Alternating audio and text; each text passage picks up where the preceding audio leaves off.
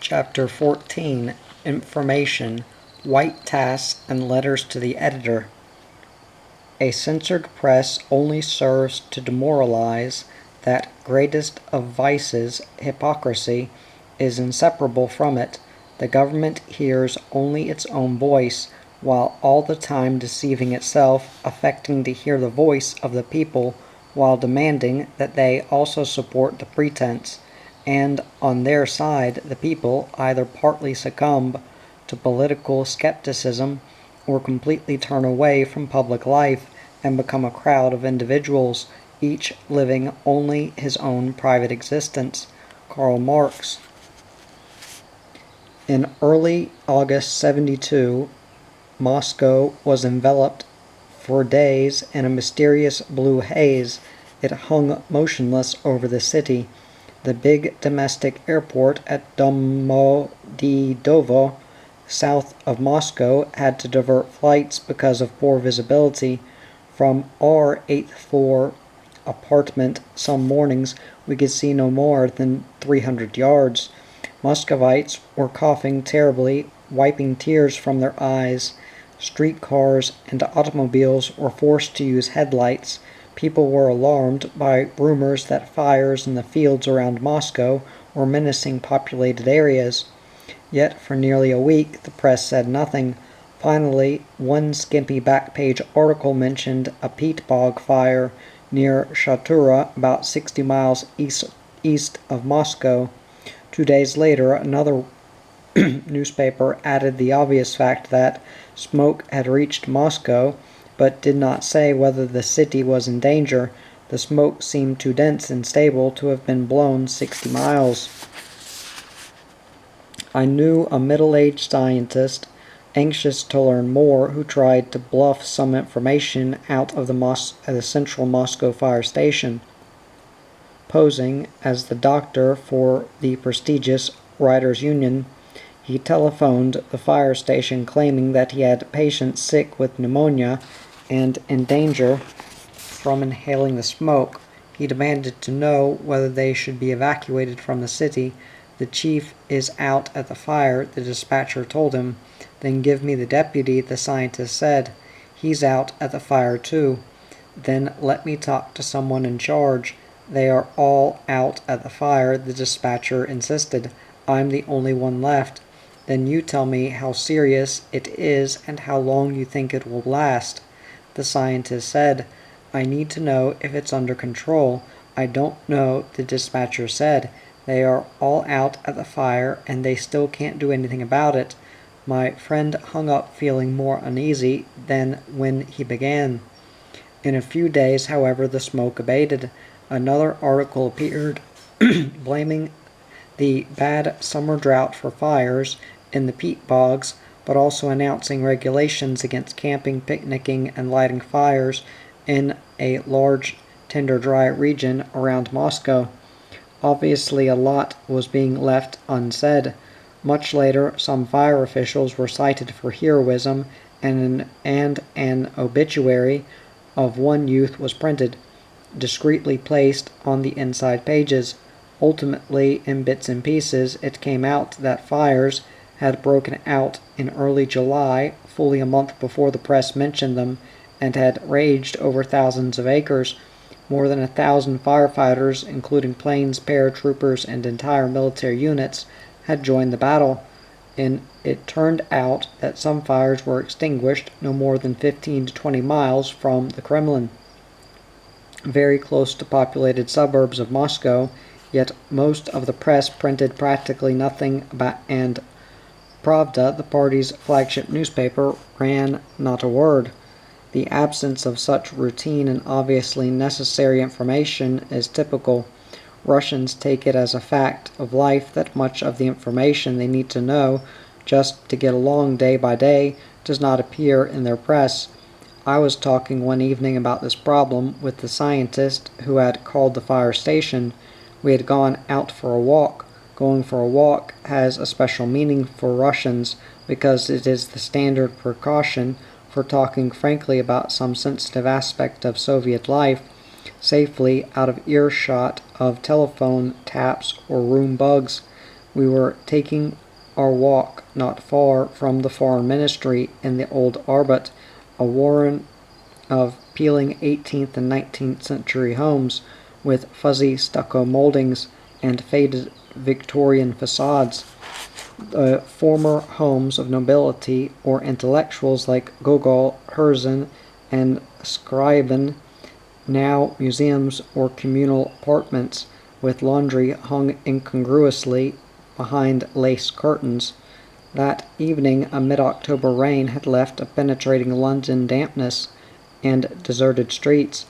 I asked my scientist friend what impact the restrictions on information had on people's lives. He told the tragic story of a young woman from Central Asia who had flown the year before from Karaganda to Moscow to take entrance examinations for Moscow State University. She was scheduled to spend a week in Moscow. Her parents waited 10 days and became concerned at hearing nothing from her or from friends in Moscow. After 2 weeks, the father himself flew to Moscow to try to find her. When he got to the university, he was told that his daughter had never appeared for the exams and people knew nothing about her. He called on family friends with whom she had thought of staying, but they had not seen her. He went to the police. At one precinct station, an officer suggested trying the airport police detachment. There, as everywhere, he appealed for help in locating his daughter. Only then he was informed, confidentially and instructed to keep the information confidential, that her plane from Karaganda to Moscow had crashed and she had been killed with other passengers. He was stunned. It was the first he or his friends had heard of the plane crash. The Soviet press does not report such catastrophes except in the rare cases where foreigners or Soviet VIPs are involved, and then only briefly and cryptically. This means that ordinary people are not alerted by the press to the possibility that someone dear to them may have died in an airplane crash. What is more, my scientist friend explained, Aeroflot often does not take down the addresses of passengers or their next of kin, so when a plane goes down, Aeroflot does not know whom to notify. That is why this poor man had to go hunt for his missing daughter and dig out the sad news for himself. This silence of the Soviet press undermines its credibility. In October of '74, a Jack the Ripper murderer was stalking Moscow's streets. Enough women were killed on the sidewalks for Muscovites to suffer a bad case of nerves over street crime and to worry that things had gotten as bad as New York. As one plump matron said to me, during that period I heard more real personal stories from Russians about robbings, burglaries, purse snatching, and car theft than I had ever imagined took place. When our office called the Moscow police about the reported murderer, we got the brush off, but Soviet women told me they were being officially warned at work not to go out at night, and were being cautioned by apartment watchmen not to open their doors to strangers. My husband is more gallant than he has been in years. One gray-haired Russian lady told me, half-jokingly, he's never worried about me before, but now he insists on meeting me at the bus stop and walking me home after dark. Auxiliary police called in to expand the manhunt. Were given a portrait of a handsome, friendly, muscular young blonde with a weakness for women who wore red. The press printed nothing, though I learned that at one newspaper office the staff was told that 7 women had been stabbed to death by a psychopath. From that and other similar briefings, rumors spread. There were said to be not one killer but 2, then a gang. For days we heard that a train transferring a large load of young psychos from one prison to another had derailed and 200 convicts had escaped and were loose in Moscow. Later the figure rose to 500. Ultimately, on October 28th, police officials who had previously shied away from admitting a problem to the Western press privately told Reuters, the British news agency, that they had arrested a young man believed responsible for 11 women's deaths, 3 in the previous 24 hours, and had him put under psychiatric observation.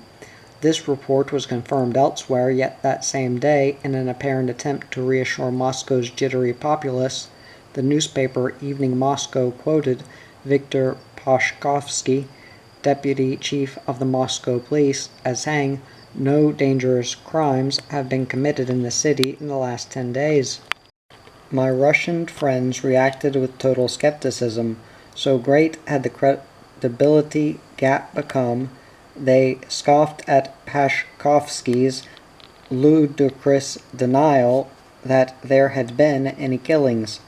They knew better than that from what they had been told privately at work and from comments of individual police officers, but they felt so deceived that they also disbelieved the Western press version that the killer had now been caught and the danger was really over. They may have caught one," said one middle-aged mother, whose response was fairly typical, "but if there is a second killer, they still have not caught the main one." It takes a great leap of imagination for Westerners, especially Americans who are literally blitzed by information, to picture the poverty of information in Russia. In the past decade, Americans have been inundated by news cascading over them simultaneously with events, by the Vietnam War exploding on television screens, or a Watergate presidency crumbling before their eyes. They are submerged by a Niagara of information that Russians are routinely denied, not only inside information like the Pentagon Papers, or background information leaked by a Henry Kissinger, but economic information on the latest wiggle of the Consumer Price Index or the unemployment rate, sociological information on crime, smoking, or sex habits, opinion polls on politicians or race relations, census information about divorce rates, migration, education, or unsolicited advertising information on fads and bargains. Russia, by comparison, is an information vacuum. Strictly speaking, of course, it is not a perfect vacuum because the world of science has its own body of information, and because the Soviet press and libraries teem with cheerful official statistics that limit what one Soviet pamphlet immodestly termed the story of the unprecedented growth and all-round development of the socialist homeland and trace a path unparalleled in history. But hard, down-to-earth, useful information is rationed out in dribs and drabs. It is restricted, as the Marquis De Castine, a French nobleman, observed on a trip to Tsarist Russia, by the legendary Russian obsession with secrecy. In Russia, secrecy presides over everything. Secrecy, administrative, political, social, Castine wrote in 1839, and it still holds. Like the Tsarist predecessors, Soviet officials find it distasteful to admit anything has gone wrong or has gotten out of hand, as with airplane crashes or the summer fires around Moscow. They are obsessively insecure about admitting failure. Perhaps they restrict information about Jack the Ripper murderer in order not to panic people or to deny criminals dramatic publicity that would encourage more crime. But I suspect that this too is more of the same, covering up awkward facts that suggest something is amiss and reveal that the weeds of crime have somehow grown in the healthy garden of Soviet socialism. Sometimes, too, information is bottled up through sheer bureaucratic clumsiness. More often it is withheld because the powers that be, and this can be mere petty bureaucrats, reckon that the ordinary man or woman simply has no real need to know. The first visit to Moscow of President Nixon in '72 stands out in my mind as an example of keeping the public unnecessarily in the dark, not just about the high politics but the simple mechanics of the occasion. In advance, the Western press was full of stories about the trip, whereas the Soviet press carried only a single advance story, though Muscovites were amply forewarned by the thorough face-lifting given their city and were joking about the big Knikson, a play on the Russian word for curtsy. On the day Nixon was due to arrive, the New York Times ran a map of his motorcade route from the VIP airport at Vnukovo to the Kremlin, but no route was shown in the Soviet newspapers. Even the timing of his arrival was undisclosed, except to those discerning enough to decipher the real meaning of an item innocuously labeled 4 p.m. International Program in the daily television diary. Thousands profited from that little tip and played hooky from work to try to see the first American president ever to visit their capital, but many of them miscalculated because their information was insufficient. I came across one crowd of about 2,000 still standing 8 rows deep in Manez Square, not far from the Kremlin, fully half an hour after Nixon had been deposited inside the fortress by a motorcade that had used another entrance, blocks away and out of sight. "Why are you waiting?" I asked several people. "To see," replied a shirt-sleeved student with a briefcase. "Why didn't you wait at the other end of the Kremlin where he was supposed to go?" I inquired. "Because this is a better view," he asserted in ignorance. "But Nixon has already gone into the Kremlin at the other end," I said. "I saw him go in. It's all over." "Oh," said the young man, frozen to his spot. I walked away, but the crowd remained, patient, hopeful, and unknowing. That first Nixon visit to Moscow was a striking illustration of how effectively the Soviet leadership can insulate its own public from political reality. The entire event took place in a different dimension for Russians than for the Western public. Ordinary Russians were too ill-informed to fathom either the trial or the triumph of that summit. No Soviet citizen outside a narrow slice of the political elite had been given any reason to expect important accords to be signed on limiting the strategic arms race, the acronymic stepchildren of the nuclear balance of terror. SALT, ICBM, MERV, ABM never had a chance to become household words because they had rarely been mentioned to the Soviet public. Soviet news coverage of arms negotiations over the previous 2.5 years had been limited to the bland, unrevealing arrival and departure statements of chief negotiators. So much in the dark was everyone but those at the pinnacle of power that one thoroughly trusted and experienced. Soviet journalist foolishly bet me a bottle of cognac that there would be, and could be, no major arms agreement until the Vietnam War was settled, and the bet was made before the crisis over Nixon's mining of Haiphong Harbor. The journalist simply knew nothing about the progress already made in the arms talks, which had been quite evident in the Western press. On Haiphong, too, the Soviet public was spared the agony of being informed. In Washington, the sense of confrontation over the mining of Haiphong Harbor was palpable. The world press blossomed with comparisons to the Cuban Missile Crisis of '62, and speculation about Soviet minesweepers trying to break the mine blockade. Nixon was accused by Democrats of risky brinksmanship and the White House seemed to encourage the interpretation that it wanted to force a showdown with Moscow. Given that picture, intelligent Soviets would undoubtedly have found it hard to understand how the Kremlin could stomach such humiliation and go through with the Nixon visit at the price of disagreement with allies in Hanoi who were burning mad over the mining.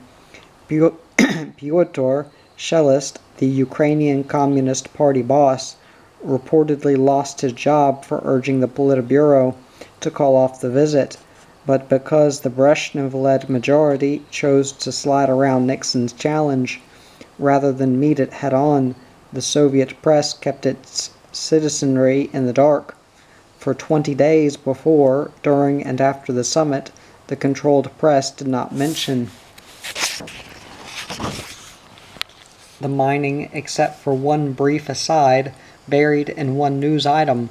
Moreover, it ignored the return to Moscow during the summit talks of a plane carrying 2 dead and 21 wounded Soviet seamen back from North Vietnam, casualties of American air raids against port areas, normally an item for blistering attacks on America. This news was inconvenient to the Kremlin, so it was suppressed. The result, not surprisingly, was that ordinary Russians took Soviet press denunciations of American air raids against North Vietnam as routine. They knew too little of the dangerous situation to share the real frustration of the Soviet elite, just as after the summit, the Soviet public understood too little to share the leadership's sense of triumph at the agreements reached. For months afterwards, I was asked privately to explain the accords to Soviet scientists, writers, and other intellectuals. No one had bothered to read the text of the agreements, which were printed by the press verbatim, without the explanation necessary to make them intelligible. Moreover, the most important document, the protocol that specified the precise number of land missiles and missile submarines for each side, was never printed by Soviet newspapers. To have revealed to ordinary Russians that the two sides had agreed on such a precise calibration of their forces, one scientist told me, would have undermined the party's campaign to maintain Cold War vigilance among the population, and would have made it very difficult to continue to insist that Soviet scientists swear, as they must, that in publishing any innocent, totally non-defense related academic paper, that they are not disclosing anything secret. In other words, the rationale for an entire system of secrecy would unravel if the extent of the arms agreements was really understood by the Soviet intelligentsia. The Nixon visit ended pretty much as it had begun. At the Kremlin, the day before Nixon's departure, an American reporter traveling with the president noticed a Russian couple approach the plainclothes security men at the Borovitsky Gate to ask when the Kremlin would be open again to the general public. "I don't know," the security man said curtly. "We've come from Leningrad," the Russians explained. "We want to rearrange our plans in Moscow to be sure that we have time later to see the Kremlin." "Can you say when the American delegation is leaving?" An impassive, unyielding "no" was all they got. At this point, the American reporter, who had been standing nearby, went up to the Russian couple and explained what was general knowledge to readers of the Western press, that the Nixon party was leaving the next day. "Perhaps the Kremlin will open after that," he said. It was a typical revealing little episode, for often when Soviet officialdom restricts information available to ordinary Russians, whether street maps, telephone books, advertisements, when the Kremlin will reopen, or other seeming trivia of daily life that Westerners take for granted, it has no deep political motivation. Officials act out of sheer bloody-mindedness or an ingrained, habitual, arrogant Soviet disdain for the little man. In tourist, for example, would give out train and aircraft schedules by phone, but steadfastly refused to disclose whether there were any seats available. Only in person could that be learned, After a hassle about travel permissions, Russians told me that if this frustrated us, they suffered much ruder treatment at railroad stations, ticket offices, and stores. I never bother to phone a store to ask what they have, one housewife advised. It's hopeless. The only recourse is to go stand in line. Aeroflot seemed to have an unwritten commandment, or perhaps it was actually in writing somewhere, not to reveal whether its planes were departing or arriving late, a matter of some consequence since its service was so erratic that the chances of delay seemed better than 50-50. Yet its divisions of blue uniformed ground clerks, whether bossy middle-aged matrons or busy young blondes, refused to give anything other than scheduled departure time. The nationwide loss of time over this policy of non-communication must have been monumental. I personally spent many hours, up to 17 at one clip, and I knew other people who spent as many as 24 or 36, pinned to the air terminal waiting for planes. Practically everywhere I traveled, Soviet airports were littered with people, draped like wilted flowers over all available furniture, unable to stray from their tedious vigils because Aeroflot refused to inform them of a likely departure time. With good reason, Americans groan about the continual bombardment of their senses by ads and commercials on television, and in their consumer blackout and in their consumer press, but they might half reconsider if exposed for a while to the consumer blackout in Russia. Lack of the most basic consumer information is one of the most enervating and crippling facets of Russian life.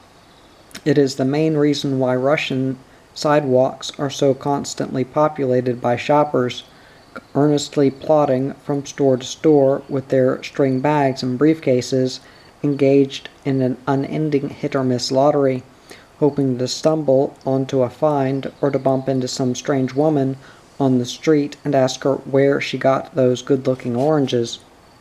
Soviet advertising is no help to them because it is still so primitive, with the exception of housing exchanges where good detailed information is available. The Soviet consumer depends on expending shoe leather or on the informal grapevine. Soviet advertisements are typically institutional in style. Watches make the best presents, or if you want to live to ripe old age and be beautiful, modest, thorough, and truthful, drink tea. Most newspapers publish without ads, though more popular ones like Evening Moscow run weekly ad supplements that are mostly personals and a few vaguely worded store ads. Television commercials bunched together for short bursts on secondary channels at random hours are amateurish and almost universally ignored. Rarely, if ever, do they tell listeners where to buy the products advertised, a basic flaw with much Soviet advertising. The shopper looking for choice meat or a stylish dress has no handy yellow pages to let her fingers do the walking, nor the kind of specific daily newspaper, supermarket, or department store ads that, in the West, would tip her off where to shop. The closest approach is a 15-minute blurb of commercials on Moscow radio at 1:45 p.m., which many of my Soviet friends did not even know existed, where ready-made clothing store number 142 offers a large selection of men's suits, Soviet-made, all wool, half wool with synthetics, or pure synthetic, from 70 to 150 rubles, or where electrical goods store number 7 offers a 12 ruble trade-in for used washing machines on new ones.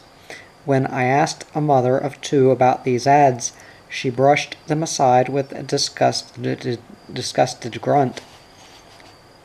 "Listen," she said, "there are basically two kinds of products, those which no one really wants and which sometimes get advertised, and the good items which are in short supply and which stores don't need to advertise."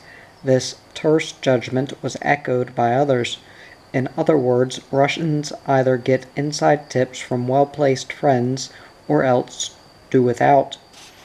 One tall, slender linguist with a face like Andy Gump chortled smugly as he recalled a life-saving telephone call from a friend in December 71. The friend had a tip that the next day Moscow's only new car outlet would let people sign up for the first 25,000 Ziguli cars, the city's entire quota for 2 years. The guy told me he could hold me a place in line during the night. In spite of the cold, they were already lining up out there to spend the night, said the linguist. But I had to be there by dawn. My friend said it would be a mob scene the next day, and he was right. After that, there were no more sign-ups. I had to wait about a year for my car, but I got it. Without that call, I would have been out of luck. No one bothered to advertise that crucial event. Finding out was a matter of luck or the right connections. Something as ordinary as a map is also a problem, though perhaps for more sinister reasons. Russians don't seem to miss street maps. Not having cars, they just ask each other general directions and take the bus or subway. But Anne and I liked maps for walking tours. In Moscow, some city newsstands sometimes carried subway and street maps, but almost everywhere else we traveled, it was impossible to get a street map, no matter how crude. When we would ask for them in tourist guides would flood us with folders enticing us to travel to Yalta or some other distant point, or with brochures showing the local fountains, the university, and the main statue of Lenin. But maps were not part of the kit. We scoured bookstores, no maps. Clerks looked at us as if it were a stupid question. Military secret, said a Soviet journalist opaquely. Another friend, laughing sympathetically at our map frustrations, confided that on the few available Moscow maps, the angles of the streets were purposely just a bit askew to foil Western intelligence. I couldn't tell by looking at them, but he said he wasn't joking. Another common reference tool that Westerners take absolutely for granted, the telephone book, is an item of almost priceless rarity. One of the momentous events during our 3 years in Moscow was the publication of a new phone book.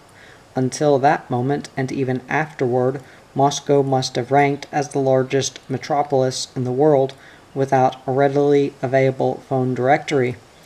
Unlike Western telephone companies, the Soviet Ministry of Communications does not automatically provide phone books to subscribers, nor are they available at pay phones or in other public places. But then, except for calling friends, Russians seem to use the phone a lot less than Westerners do. The phone book that went on sale in '73 was the first directory of personal telephone listings to be published in Moscow in 15 years, though a separate book on offices, stores, hospitals, and other public institutions is printed at somewhat more frequent intervals. The problem with this phone book, as with so many desirable items in the Soviet Union, is that supply made not even the barest pretense of satisfying demand. For a city of 8 million people, the printers published 50,000 phone books. They sold out within a few days at city newsstands, even though the full 4-volume set cost a hefty 12 rubles. Those lucky enough to have a full set of office and personal directories noticed some oddities. The Moscow province of city administration occupied 32 pages of the office directory, but the Communist Party Central Committee, the nation's most powerful and important body, constituting a complete shadow government that matches the entire structure of government ministries, modestly gave only one number. Most ministries provided 15 or more numbers, but the Defense Ministry listed only 2. The Soviet space program went completely unlisted. The KGB or secret police listed a 24-hour inquiry office, but thousands of foreign diplomats, businessmen, and newsmen living in the Soviet Union were entirely omitted. presumably in keeping with the official Soviet effort to isolate foreign residents from ordinary Soviet citizens as much as possible. Those not fortunate enough to land one of the precious phone books could dial information or go to one of the many little octagonal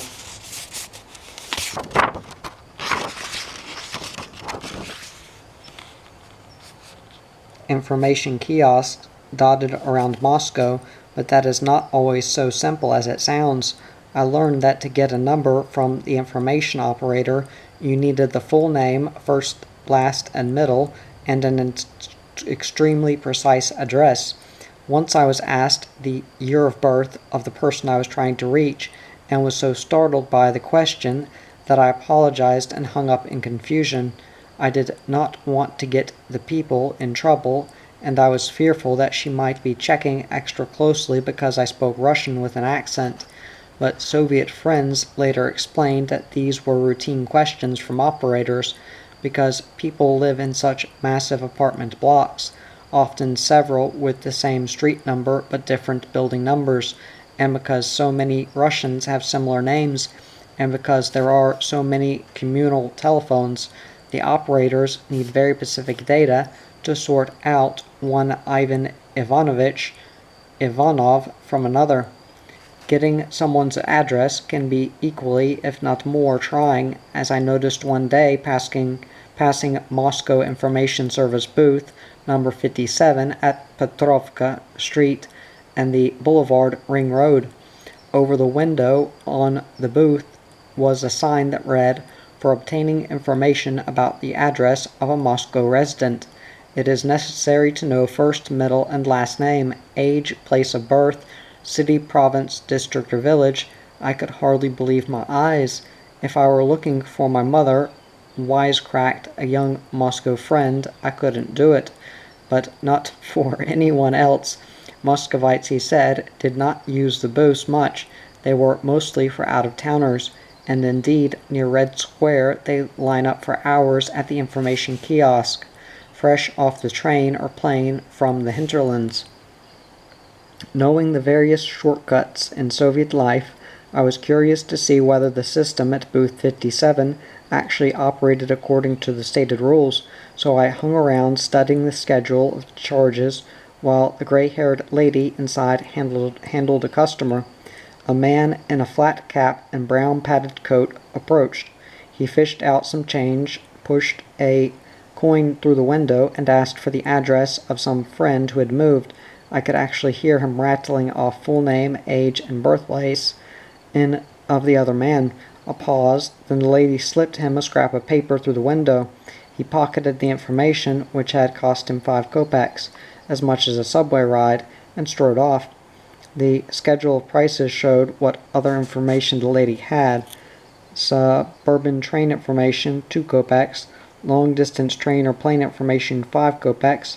Information on out-of-town rest homes and sanatoria, 8 kopecks. Travel information for trips on mixed means of transport, a combination of train, ship, or riverboat, 10 kopecks. Unspecified information of a legal character, 5 kopecks. Information on lost documents, 10 kopecks.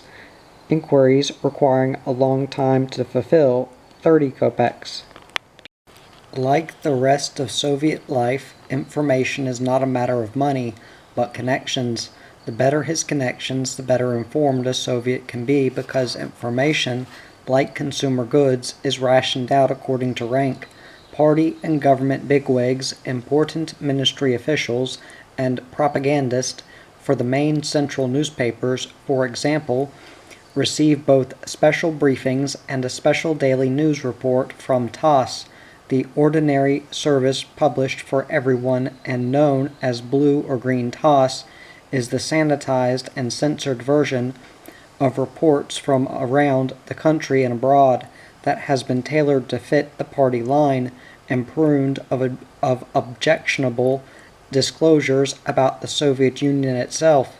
Tass headquarters on Moscow's Boulevard Ring Road also acts as a filtering point for newspapers and magazines from all over the world. A Tassman once disclosed to me that 12 editors worked in the American section of Tass in Moscow in addition to the full complement of reporters in Washington and New York. What in the world do they all do? I asked. There aren't but a few hundred words of Tass reports on America in the Soviet press every day. One man could handle that.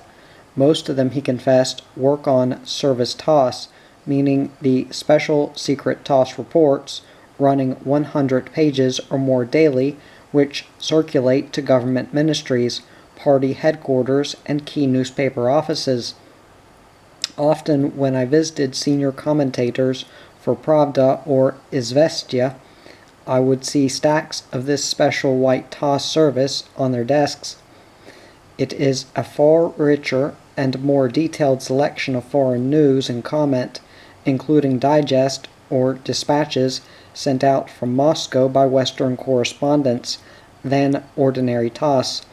I was also told that white Tass includes accurate and revealing information on Soviet domestic affairs, such as reports of air and train accidents, statistics on crime, word of health epidemics, serious production deficiencies, crop reports, and similar material that the regime would find embarrassing to print openly.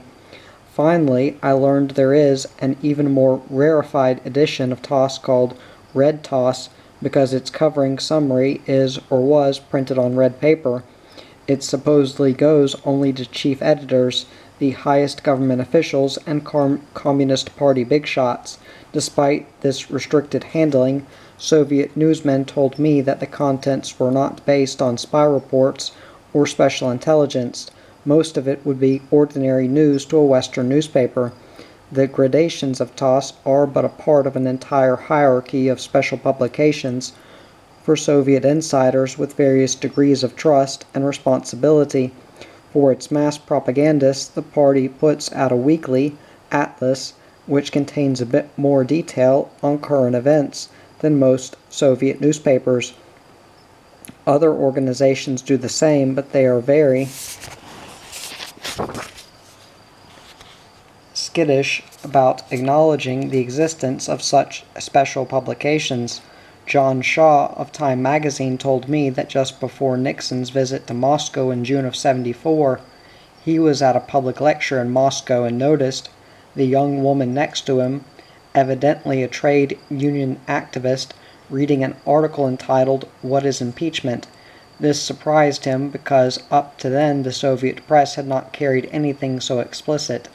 He asked her for a look at the magazine. It turned out to be a translation of an East German article, simply explaining the mechanics of impeachment, but it went further than any normal Soviet publication in implying the weakness of Nixon's position. Shaw jotted down the title and phone number of the publication, an international trade union organ, and noticed that it had a small circulation of about 2,000, obviously intended for the central leadership and activists.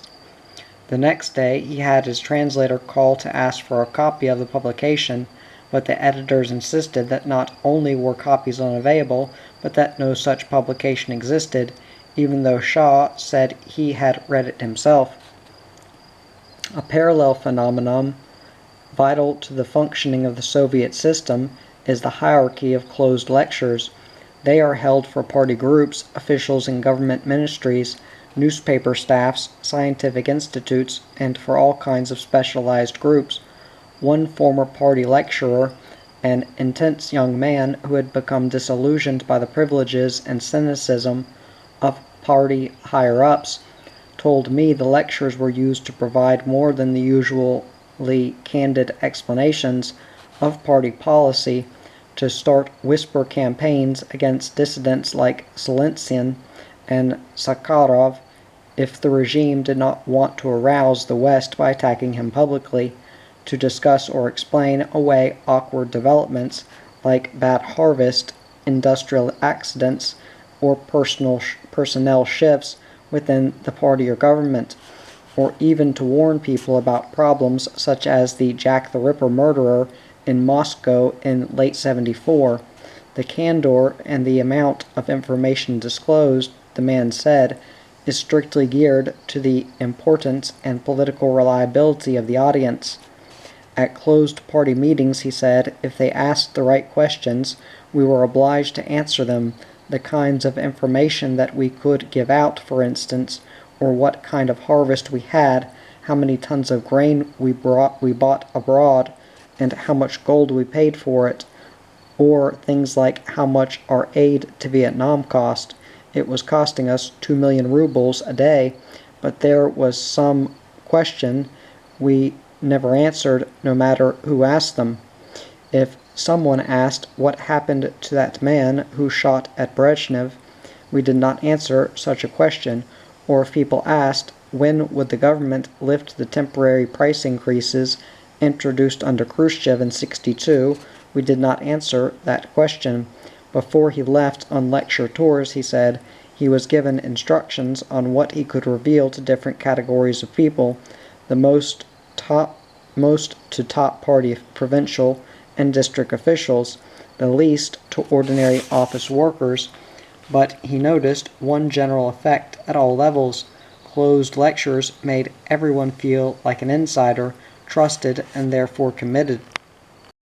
Beyond these closed lectures, the Znanie, or Knowledge Society, runs innumerable public lectures, much blander than the closed ones, but still more revealing than the Soviet press, because they allow for question and answer periods. At these I heard Russians asking about grain purchases from America, the treatment of Sakharov, the expulsion of Soviet military advisors from Egypt, or elements of the confrontation with America over trade and Jewish immigration. After the end of Soviet jamming of Voice of America and some other Western stations in September '73, the questions seemed generally sharper than before, reflecting the fact that in big cities like Moscow and Leningrad, some people not only listened to Western radios, but tried to use Western information in an attempt to pry more out of their own authorities. This practice, however, ebbed and flowed with news developments that interested Russians. As Western radio stations became more concerned with Western economic problems, the trend eased. One idiosyncrasy of the Soviet system, aimed at keeping higher circles well informed without contaminating the minds of ordinary citizens, is the production of special editions of significant and politically sensitive foreign books. Plenty of selected Western fiction from Hemingway, Dresser, and Galsworthy to Arthur Haley and Kurt Vonnegut is translated into Russian and sold commercially, especially if it gives an unflattering image of Western life or morals. But important non-fiction of interest to the political elite and deemed too provocative for the Soviet public is translated and published in very limited special editions. Mikhail Ogorsky, a specialist in automated control systems and a dissident Jew who eventually emigrated, told me that during his establishment years he had seen special editions of books like John Kenneth Galbraith's Modern Industrial State or Bertrand Russell's History of Western Philosophy. From others, I learned of German linguists who had translated Hitler's Mein Kampf for Stalin's edification, or William L. Schreyer's The Third Reich for the contemporary leadership, not to mention English language experts who had translated all kinds of books on American strategic thinking. These special editions, Ogorsky said, are marked only for service libraries, meaning that only high-level party officials or party researchers have access to them. They are easily distinguished from normal Soviet books because they do not carry a fixed price impressed right into their back cover as normal books do.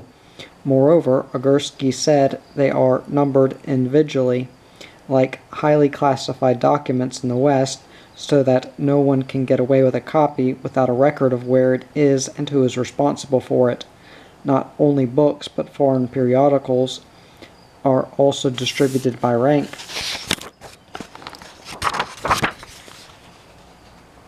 In the Soviet system, top-level editors, administrators, scientists, and other VIPs are sometimes allowed the special privilege of receiving personal subscriptions to Western publications, including the USIA propaganda magazine, America. One scientist told me that Pyotr Kapitsa, head of the Institute of Physical Problems in Moscow, received his own copies of specialized publications in his field, as well as Scientific America, or a general magazine like Newsweek, though at politically sensitive times, Kapitsa's subscriptions were cut off. All such publications must, of course, be vetted by international mail censors or a central clearing house for foreign scientific publications. In Soviet technical libraries, I've seen Western magazines that have been through this vetting process.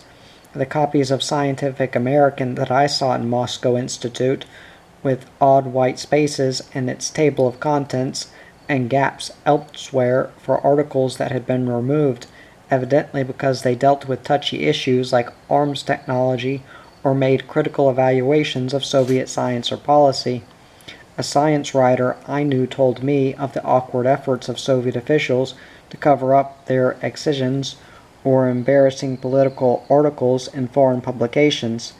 On a visit to the Scientific Institute in Moscow, which receives incoming Western publications and photo-reproduces them, he had seen the originals and sanitized Soviet reproductions side by side. In one magazine, he recalled, they ran the same advertisement for 5 pages in a row to try to fill up space where they cut out an article they didn't like. With wry amusement, Zhores Medvedev, the distant biologist, described the operation of this mail censorship apparatus in his book, The Medvedev Papers. Painstakingly, he documented the Soviet censors had become so inefficient that it now took twice as long for a letter to reach him from Western Europe than it used to take Lenin's mail from Western Europe to reach his family in Siberia under Tsarist censorship. He also told me that in 1972, Zelensyn had sent 2 letters to Karl Gero of the Swedish Academy in Stockholm and to his lawyer Fritz Heeb in Zurich, with a note enclosed to the Soviet mail. Censors, you may read this letter, photocopy it, subject it to chemical analysis, but it is your duty to deliver it. If you do not, I will publish a protest against you, and it will not bring honor to the Postal Service. Both letters arrived at their destination, minus the slips. What interested Medvedev more was the system for processing his own academic mail and scientific publications from the West. He carefully noted the various markings that censors put on the material sent in from abroad. After reading his book, I kept an eye out for those markings, and before long had noticed a copy of the International Herald Tribune in an office at Pravda bearing the censor's mark, which Medvedev said meant very restricted distribution. Theoretically, the Tribune is on sale at in the Soviet Union, but in practice I found it was only occasionally available at hotels for foreign tourists, usually kept under the counter and produced only for foreigners, and almost always out of date, if not out of stock. Later, in Novosibirsk, at the Academic City's Technical Library, the director proudly displayed to me file copies of the New York Times. These, too, bore the same telltale restrictive marks of the censor, which meant that only someone with special permission could read them, though the library director tried to pass the Times off as a publication in general use. The copies he showed me looked untouched. Perhaps no institution more than the Lenin Library, the Soviet equivalent of the Library of Congress, embodies the carefully stratified Soviet hierarchy of information. Outwardly, it has the imposing columned facade of august public buildings around the world. Inside, it functions by a web of rules out of Kafka.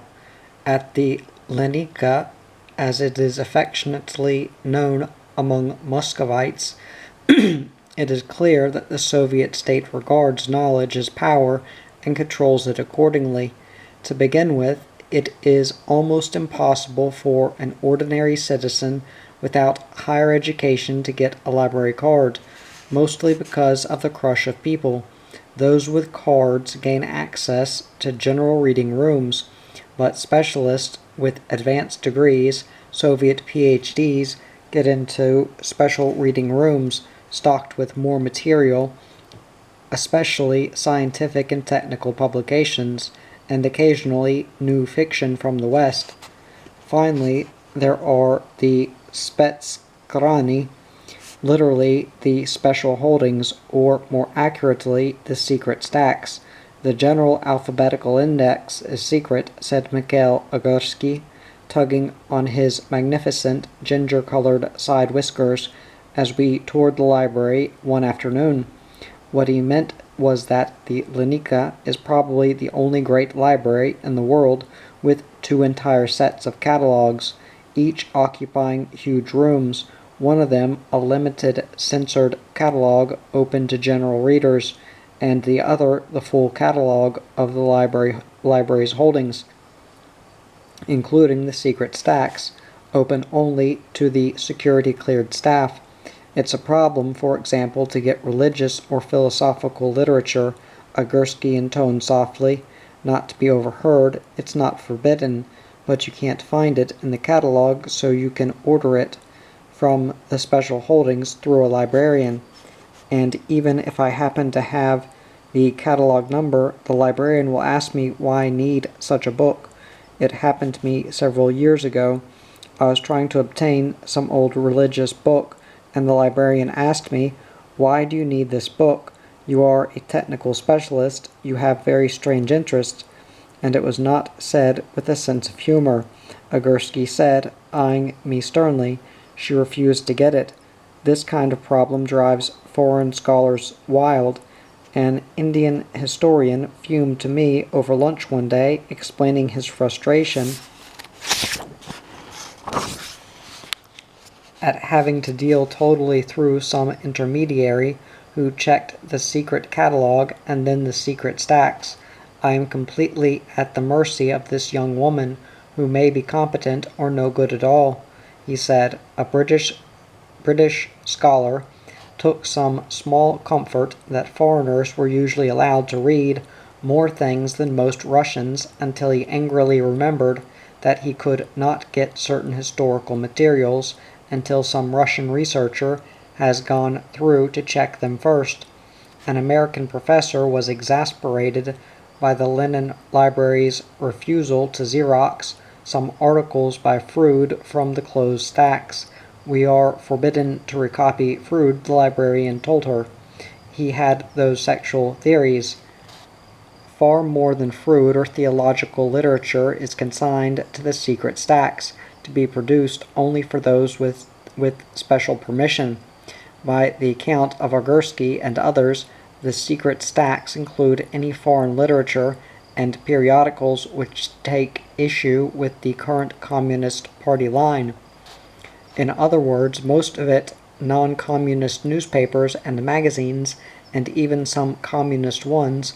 During the invasion of Czechoslovakia, I was told all the foreign communist press, which is normally in open stacks, disappeared into the spetskrani, Maoist writings, communist classics written by prescribed authors like Trotsky and Bukharin, as well as lesser-known Soviet works published in earlier periods when the party line differed from today's. For example, works by Stalin or praising him too slavishly, or on the other hand works from the Khrushchev era that are now considered too disparaging of Stalin, and Russian literature generally, either pre- or post-revolutionary, if it is unfavorable to the communist cause or the current Kremlin rulers, unless it is so illustrious, Dostoevsky or Tolstoy, that the Soviets would be embarrassed before world opinion to conceal it. Like any system of censorship, this one has its imperfections, in its slip-ups and amusing little inconsistencies. For example, books by or about Trotsky are banned, but it is possible to read communist newspapers of the 20s quoting Trotsky's speeches. But generally, the library controls work effectively enough to frustrate any Soviet who is intellectually curious and lacks the rank to command the access he wants. Indeed, the degree of compartmentalization of information in the Soviet Union is hard for Westerners to fathom. American arms negotiators were stunned, for example, to discover in the strategic arms talks that Vladimir Semenov, the deputy foreign minister who nominally headed the Soviet delegation, and his civilian aides knew practically nothing about the Soviet strategic arsenal.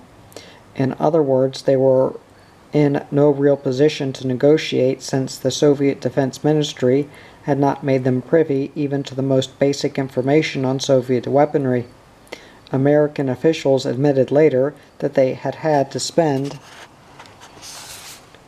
the first months educating the Soviet civilians on the nuclear facts of life before the talks could move ahead. On a much less exalted level, I met a young Soviet researcher who had been given special access to the New York Times as part of a research project to which he was assigned at his institute. It was his first exposure to a big Western newspaper, and he was amazed at the volume of information, which piqued his curiosity for more. One day, killing time near the librarian who handed out foreign publications from the restricted stacks at the institute, this young man found himself absent-mindedly pawing through a copy of Life magazine that had been left sitting on the counter. He was talking with the librarian as he glanced at Life, and suddenly realized that she had become quite nervous and was looking at him disapprovingly. "What's wrong?" he asked. "Did I say something wrong?" "No," she said. "It's just that with you the New York Times is permitted, but not Life magazine." Before going to Moscow, I had assumed that Soviet science, because of its prestige and importance to the state, might be spared such problems over information. But later I met Soviet scientists who maintained they had trouble keeping abreast of developments abroad, and an even worse time keeping up with new work among their Soviet colleagues, because of restrictions on the flow of information, or because of the way the party controls channels of scientific contact with the West. Zhores Medvedev, who specialized in problems of aging, told me while he was still in Russia he found it impossible to obtain full Soviet mortality statistics with a breakdown of the cause of death, even though such data was essential to his work. "Mortality statistics are treated like state secrets," he protested. A biomedical engineer at Moscow's top surgical institute said doctors there could not obtain cumulative figures on patients who died or otherwise suffered from complications after surgery. A French doctor related to me the tragic case of a West German diplomat who had died of spinal meningitis in Moscow because his illness was not quickly enough diagnosed, largely because Soviet health authorities had suppressed information about other recent cases of spinal meningitis in Moscow. More broadly outspoken, nonconformist intellectuals like Andrei Sakharov, the physicist, and Roy Medvedev, the Marxist historian, have charged that Soviet science suffers from what Medvedev called the authoritarian atmosphere and lack of intellectual freedom, the dominating role of the censor. As an objective branch of knowledge beyond ideology and as a field which enjoys enormous prestige, science has long posed a problem for the Communist Party. The Academy of Sciences, established in 1726, has been almost unique as an institution that has preserved a modicum of independence from party overseers.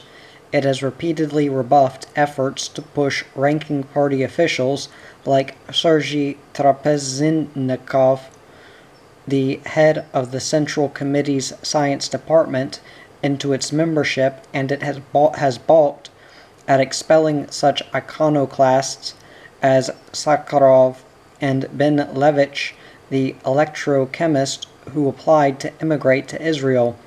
Lenin himself is supposed to have proposed an amendment to the Academy's statutes exempting all of its publications from censorship, though this has been systematically disregarded. In years past, Soviet science has paid a heavy price for political interference. The most infamous example was the quarter of a century during which genetics was suppressed while Trofim Lysenko reigned over biology.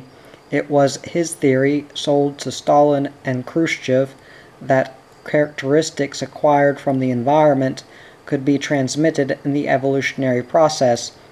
Mendelian genetics became anathema, its advocates were dismissed and persecuted, and their leader, the brilliant biologist Nikolai Vavilov, died in a Stalinist camp in 1942. At other times, dogmatic Marxists opposed the theory of relativity, obstructing Soviet advances in nuclear physics, and fought against the science of cybernetics. One ranking Soviet scientist told me he felt that it was only as the Kremlin came to see military applications for various fields of modern science that the fields flourished. Before the war, science was some kind of plaything for intellectuals, he said, but then Stalin understood the importance of atomic weapons, and this gave a great boost to physics, nuclear physics, particle physics, accelerators, atom smashers, and the whole paraphernalia for which the Russians are now internationally well known. In 1950, he added, cybernetics was so mistrusted that a leading Stalinist theoretician, Boris Agapov, attacked it in an article, Cybernetics, a Burgess's pseudoscience, but it was kept alive within the military establishment, and under Khrushchev, in about 1956, the scientist said, cybernetics was recognized by the Kremlin for its importance in developing computers and ultimately missiles with their complex guidance systems. The official line did a 180-degree turn, and the same Boris Agapov wrote a new article, Cybernetics, the New Science. The next beneficiary, he said, was theoretical mathematics, which got a lift from missile research, as did chemistry, especially the chemistry of polymers, vital for heat-resistant nose cones in rockets. Biology got a push from the post-Khrushchev leaders, the scientist said, because of applications in both agriculture and biological warfare, where the state sees a military benefit. This man asserted to me, scientists have won considerable freedom in their work. Internationally, Soviet science has a reputation for some of the world's most brilliant theoreticians in physics and mathematics, but only spotty strengths elsewhere, and general weakness in experimental work. Privately, top scientists blame this on bad management, rigid bureaucracy, political interference, and second-rate equipment. These problems hamper experimenters more than theorists. We can read about experiments in American scientific journals that we cannot even repeat because we do not have the equipment, the computers, a dejected Soviet physicist told an American friend of mine. Others say Soviet science inevitably lags behind America in spite of talented individual scientists because information on new developments in world science or Soviet science circulates so slowly. I have heard several scientists assert that the West overestimates Soviet science. Andrei Sakharov, who gained distinction as a theoretical physicist who helped create the Soviet H-bomb, was once asked by Murray Seeger of the Los Angeles Times how Soviet scientists had been able to make breakthroughs in spite of political controls, and he shot back, "What breakthroughs? Since the Second World War, there have been no significant breakthroughs in Soviet science. For every important scientific paper published by a Soviet, there are 30 published by America."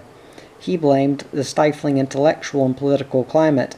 Later, in his essay My Country and World, Sakharov said the diversion of resources to the military and the elite had held back Soviet science, and asserted that early Soviet space-age achievements and certain successes in military technology are the result of a monstrous concentration of resources in that sphere. I knew other scientists, while less categorically self-critical than Sakharov, who privately shared his complaint that the general climate of controls, though eased from Stalin's time, still inhibits science, especially in the fastest developing fields. Soviet science is hurt, they said, by poor communications among Soviet scientists who are terribly compartmentalized. Normally it takes a year or two for new findings to get into scholarly journals, a process that in the West can be cut to weeks or days for important breakthroughs and thus speed scientific progress. The fervent and fast-moving exchange of ideas prevalent in Western science, I was told, is largely absent in Soviet science.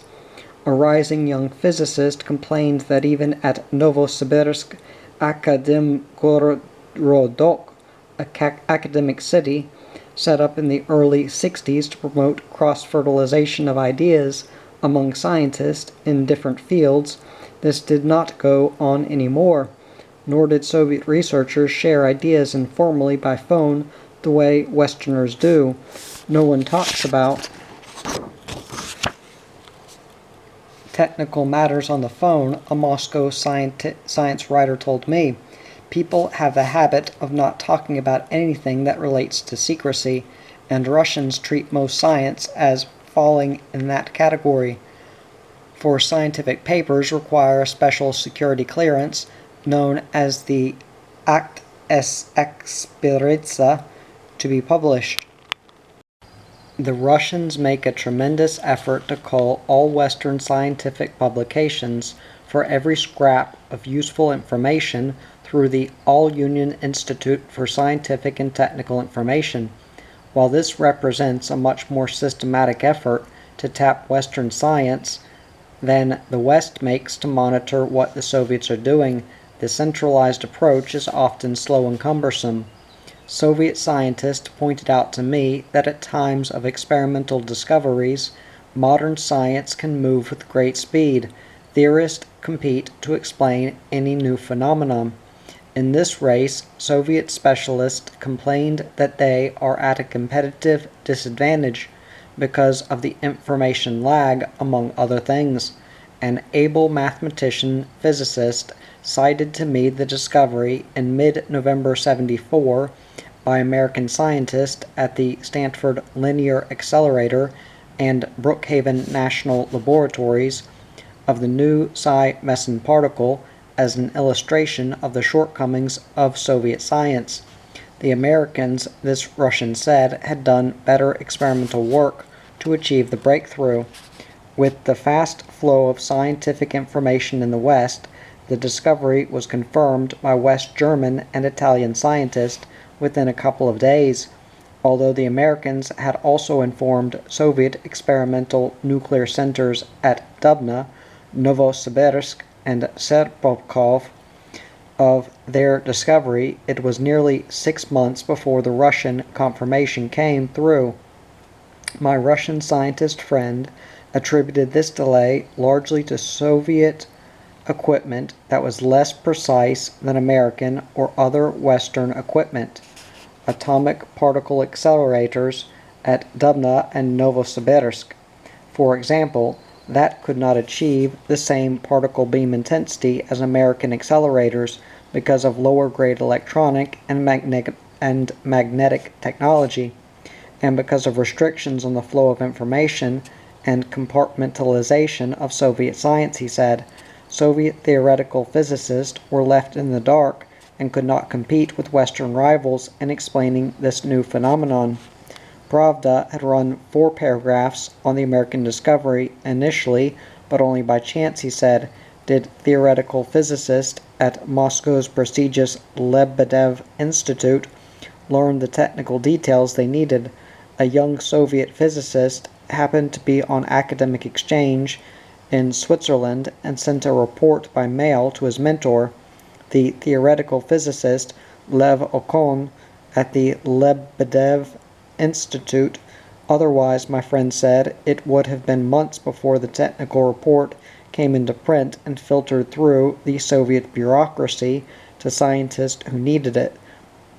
So frustrated was Professor Okon that when he briefed a closed meeting of important scientists in Moscow on the American discovery, my friend said he pleaded for reforms to speed up the exchange of information with the West and to solve the difficulties with experimental equipment, or otherwise we will simply lag behind completely.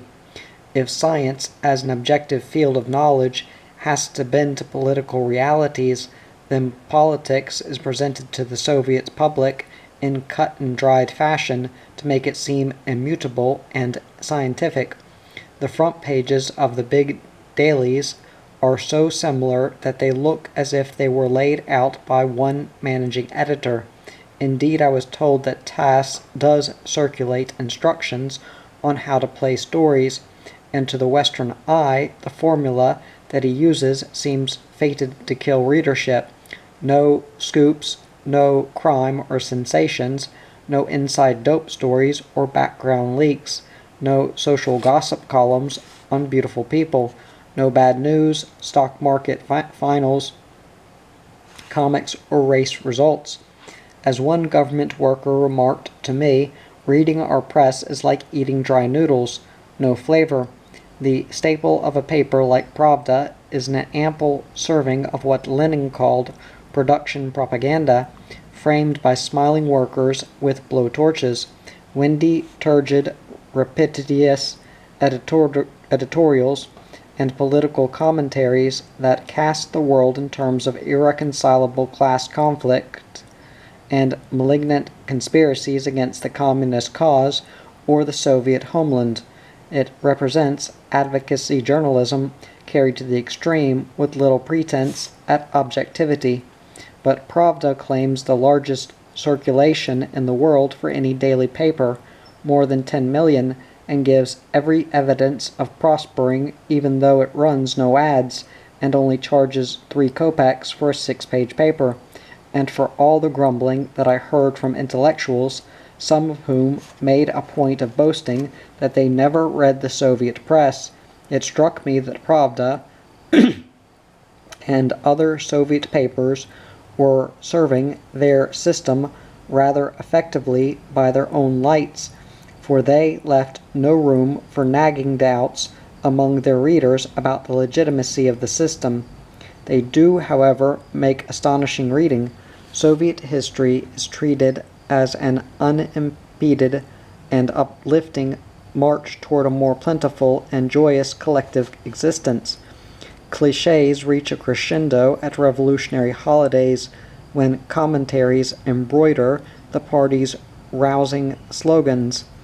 Working people of the Soviet Union struggle for a communist attitude toward labor, hold public property sacred and multiply it, strive for savings of raw materials, fuel, electric power, metals, and other materials, workers in the national economy, persistently master economic knowledge and up-to-date methods of economic management and administration, more widely introduce in production the scientific organization of labor, advance experience, and the latest achievements of science and technology. The average 30-minute nightly television newscast consists of a long feature on grain harvesting by our outstanding collective farmers. At the dawn of communism collective farm in the Ukraine, a report that the shock workers at the Magnitogorsk metallurgical combine have pledged to fulfill this year's economic plan 3 weeks ahead of time, and an interview with a Lebanese communist who manages to answer one question with a non-stop 5-minute recitation that varies only minutely from the latest Pravda commentary on the Middle East. These anchor items lead into riot pictures from Ireland, demonstrators outside the American embassy in Greece, miscellaneous Soviet sports news, and weather reports.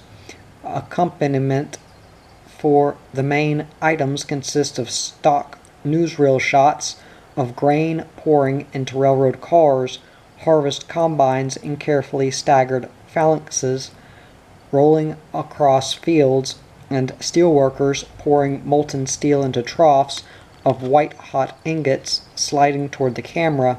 The themes and pictures are unvaried day in and day out, and seem to have very little connection to the date on which they are shown. Dull as it strikes the Westerner, this kind of propaganda has a long-term subliminal effect on Russians. It plays to the deep-seated Russian instinct of national pride and collective identification with our national achievements. Individuals may privately scoff, but cumulatively this type of news coverage compensates for the obvious shortcomings that people see in their own lives. Another objective, clearly, is to avoid any sense of excitement. The bigger news, the smaller the story. When a Soviet airliner crashed in Moscow in October of '72, killing 176 persons, at that date the largest civilian aviation single-plane crash in history, it merited only 2 paragraphs from Tass. When the Soviet Tu-144 supersonic transport split up in midair at the Paris Air Show on June 3rd of '73, Pravda tucked 40 words away on the back page. But the epitome of Soviet news management during my tour came when Khrushchev died on September 11th, '71. The next morning, the New York Times ran a 10,000-word obituary and a roundup of communist press reaction from around the world, excluding Moscow.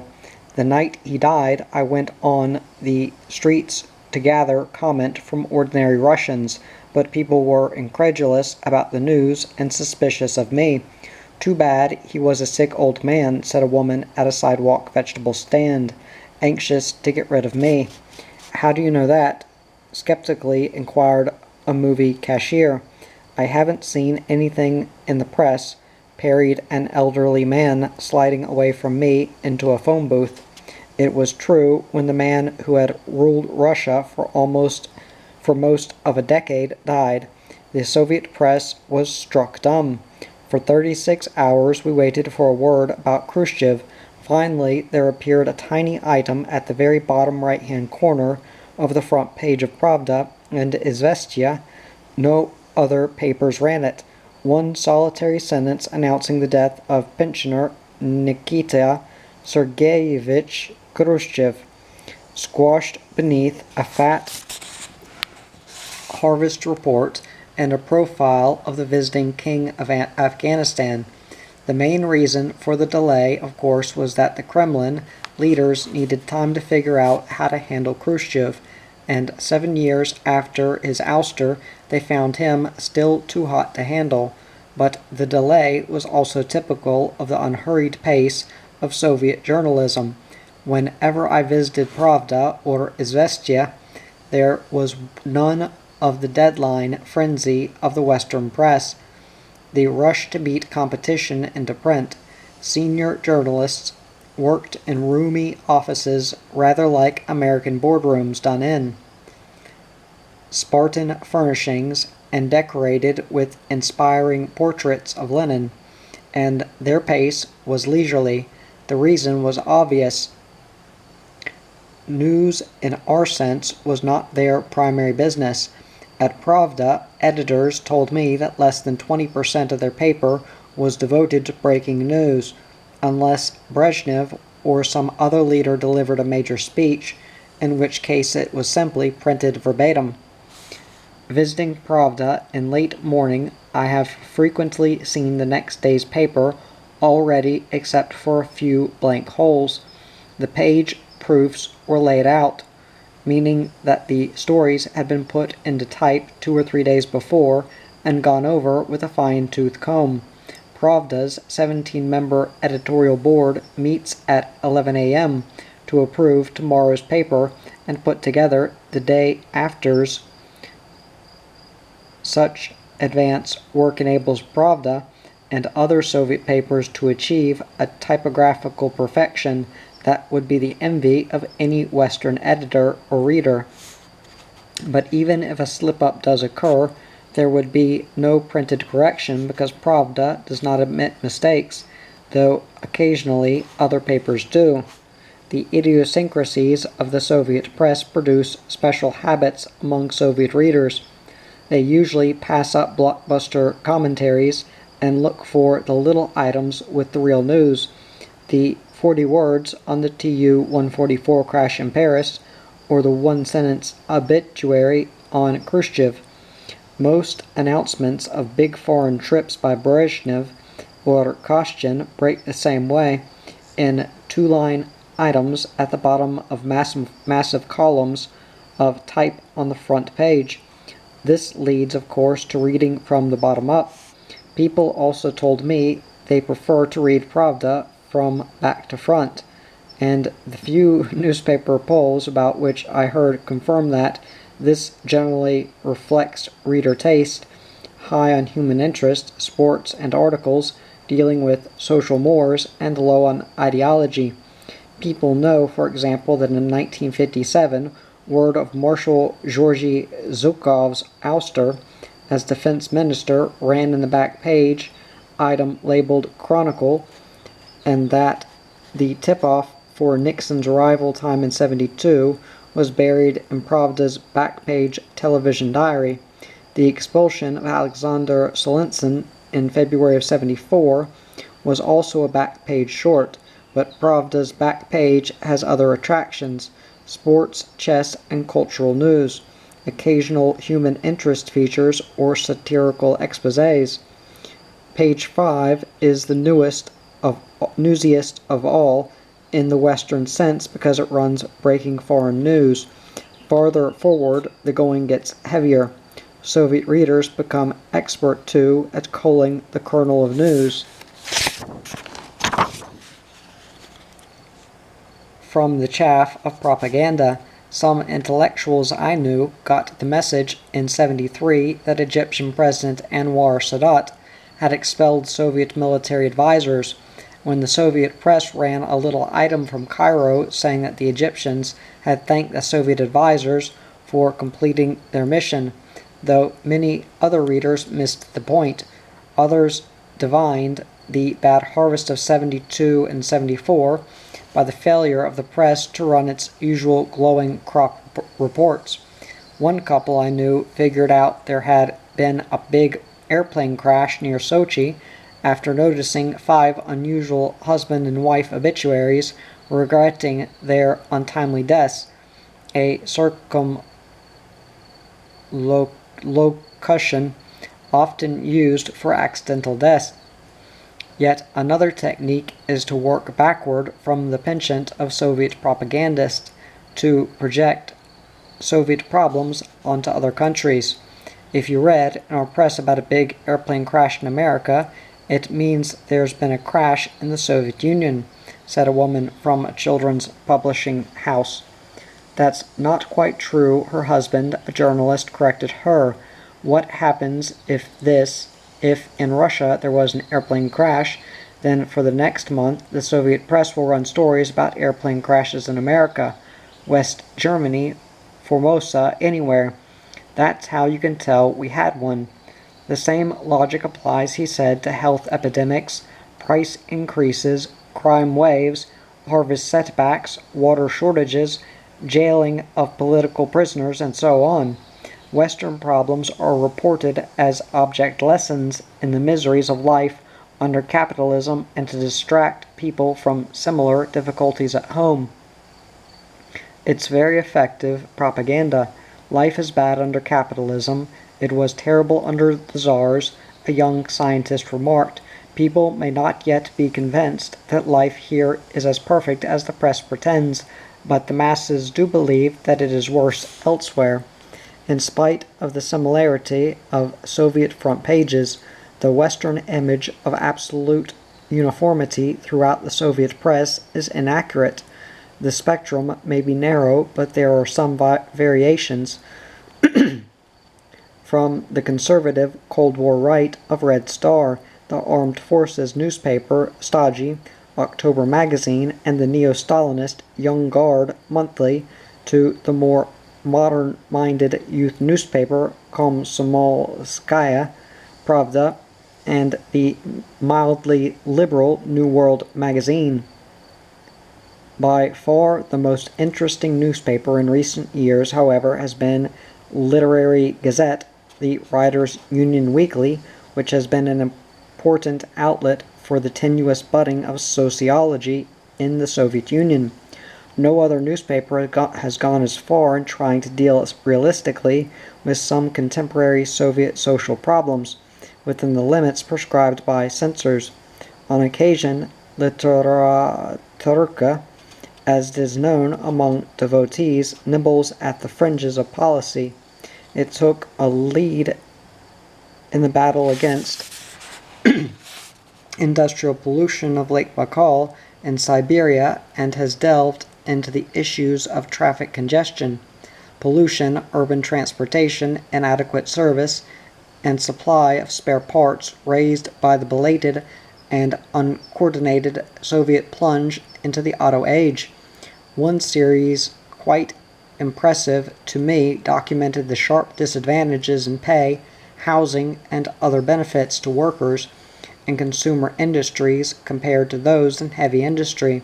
The implication, though nothing was directly stated, was that the Kremlin was not living up to its pledge to give consumers a better deal. Literaturka has also run articles probing the causes for the high Soviet divorce rate, decrying the pressures of the university entrance examination system, humorously mocking the disastrous inadequacies of consumer services, and once, albeit gingerly and with a protective citation from a Brezhnev speech, even suggesting that the Soviet Union experiment with privately run cooperative service shops to improve the situation. Nor is Literaturka unique in pointing up problems in Soviet life. Criticism of shortcomings is obligatory for the Soviet press. Soviet editors I knew used to brag that they were watchdogs for the people, and we have our investigative reporters like you. The analogy is beguiling but misleading.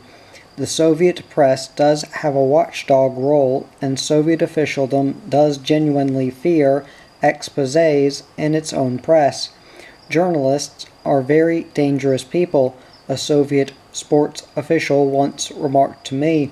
You talk to them, they write something down, and if it comes out in ways that other people do not like, you have to answer for it.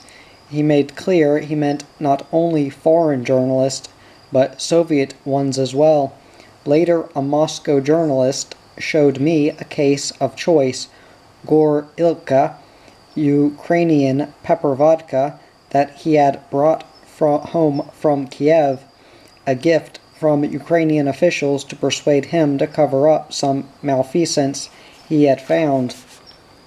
Pravda does its own special kind of muckraking week in and week out. In 1 month, I noticed, for example, that it scolded brewery, tannery, and automotive enterprises in the Siberian city of Chita for building factories without providing housing for their workers. It castigated Yuri Shikayev, head of the Karadog carbon black plant in Baku, for the soot and pollution which his plant was spewing out over the city. It chastised A. Pokrovskaya, forewoman at the Novograd-Volensky meat combine, for letting her workers steal hordes of huge salami sausages from work. It upbraided the Ministry of the Paper Industry for failing to provide enough paper for books and magazines, and it ran a revealing report that many Soviet villages are still without water, gas, and the entire array of consumer services. These self-criticisms, as they are known in Soviet parlance, have two common elements. First of all, with the exception of the rural article, they are focused on individual plants, directors, foremen, or ministries. They fit the motto quoted to me by one Soviet journalist: criticize but don't generalize. In other words, it's all right to find fault in a particular situation, but don't write general conclusions because that is politically dangerous. This is precisely the point of Soviet muckraking: find flaws to touch up the overall masterpiece.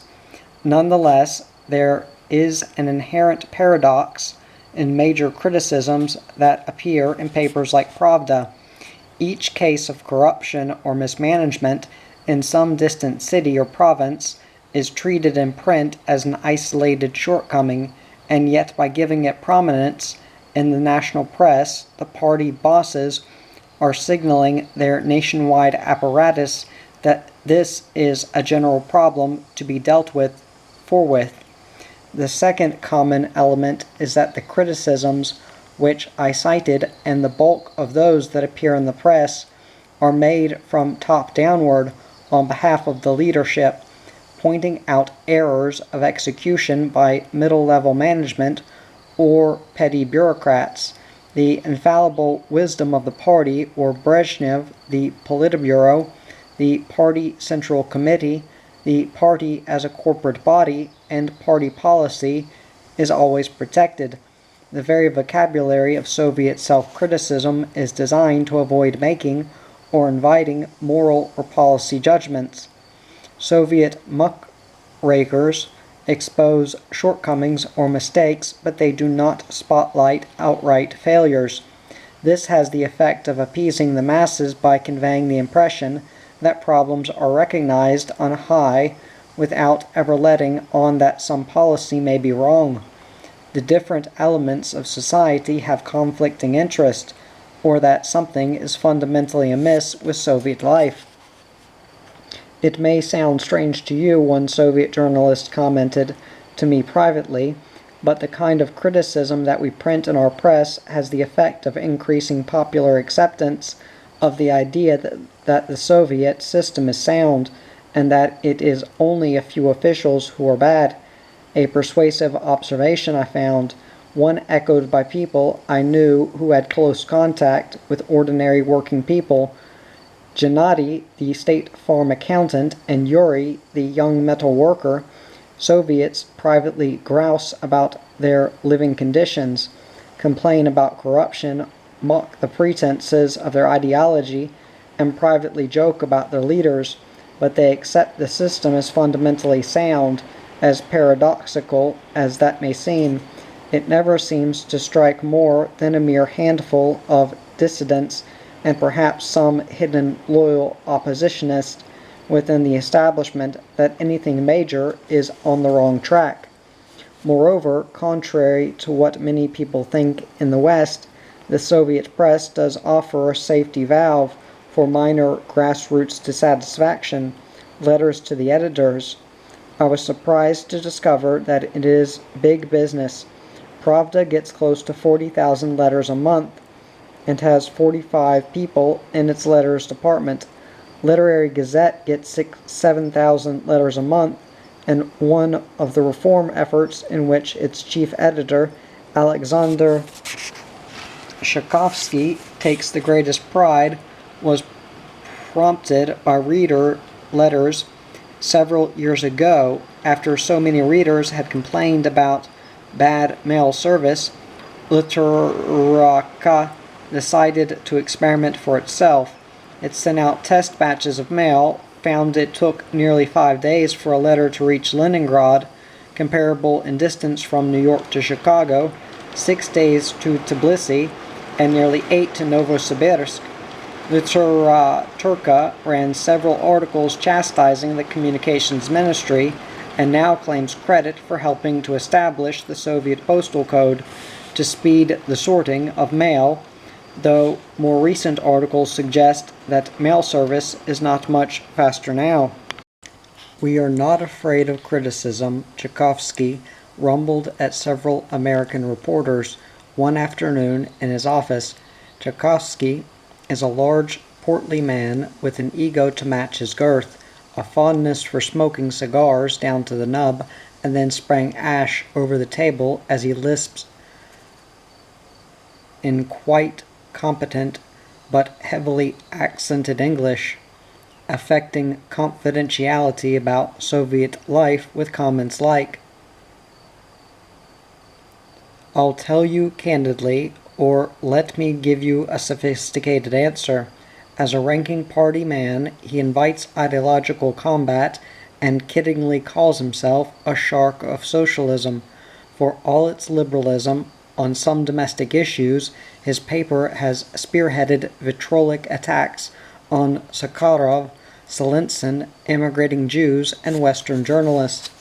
The New York Times thinks its task is over after a reader's letter is printed, Tchaikovsky puffed at me. But we think the task begins with printing letters. After that, we expect an immediate reply from the responsible agency. And this reply is also printed in our newspaper. If the reply does not satisfy us or seems too formal, we write an editor's note that we consider the reply of this particular ministry or agency unsatisfactory and demand a more detailed and thorough answer. Sometimes it does work out that way if the party wants, but Tchaikovsky made it sound considerably more fearless and independent-minded than his own staff later described it to me in private. They cited cases where reporting had been stopped or articles killed because they ran afoul of some party official. Even at a pretty low level, one writer recalled repeated efforts merely to expose a party-backed scholar guilty of fraudulent work, which had ended in the wastebasket. This was not to mention all the topics like frictions among Soviet nationalities or the privileges of the Soviet elite, which editors and reporters know are taboo from the outset. But the regime generally finds letters useful. They give ordinary Soviets a chance to vent their frustrations at the notoriously inefficient bureaucracy, to sound off about poor consumer goods, and to let off steam generally. In the process, they give the party an excellent means for monitoring the behavior of officialdom, as well as the morals and attitudes of the general citizenry. In effect, letters trigger the press in its watchdog role, and for editors, they sometimes provide some sauce to season the dry ideological noodles. Nor is there any great risk taken. Most letters that get into print are fairly innocuous. The woman in Dnipropetrovsk who is angry because her apartment walls are like iron and she cannot drive a nail or a hook to hang pictures and curtains. The Moscow teacher, irked by the long hair and rumpled outfits of Soviet soccer players. The workers at Bratsk, supposedly irate to discover that their factory is supporting a bunch of professional athletes who theoretically work at the factory but actually play soccer, and poorly. The mother in Odessa, disturbed by her teenage daughter's acquisitive instincts, women complaining about drunken husbands. Sometimes, as two writers for Literary Gazette told me, newspapers deliberately stir up readers with provocative articles intended to generate letters. Then they manipulate the responses to keep debates sputtering on uselessly for years. One perennial topic is alcoholism. Another is whether husbands should help working wives more with the housework and shopping. A third dead-ender, flogged during my 3 years by Literary Gazette, was whether more flunking grades should be given in Soviet schools.